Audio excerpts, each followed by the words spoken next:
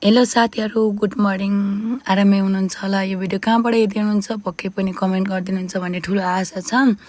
आज चाहिँ मेरो हातमा के छ हजुरहरूले पक्कै पनि चिनिसक्नुभयो होला। यो चाहिँ एकदम राँचीको प्योर मह हो के। यति रसिलो छ हेर्नु। यो भिडियो हेरिसकेपछि पक्कै पनि मलाई पनि पठाइदिउ न। नैना सिस्टर भन्नुहुन्छ होला, पठाइदिन त हुन्थ्यो साथीहरू। हेर्नु अब बर्खा मासको मौसम छ। हेर्नु हाम्रोतिर चाहिँ ढोरपाटनको बाटो बिग्रेको छ, गाडी नचलेको आज 10 दिन भइसक्यो। मैले चाहिँ म पठाइदिन सक्दिनँ। यति हजुरहरूलाई म खानै मन छ भने चाहिँ अवश्य पनि राँची आउनु होला।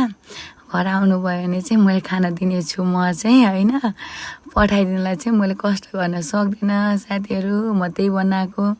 तपाईँहरूलाई कतिको मनपर्छ म होइन, मलाई चाहिँ एकदम मनपर्छ कि। हेर्नु न, फेरि एउटा सेतो मह एउटा कालो मह भन्ने हुँदैछ कि। म पनि दुई किसिमको मैले फर्स्ट टाइम देखेको कि त्यो कालो मह भन्ने।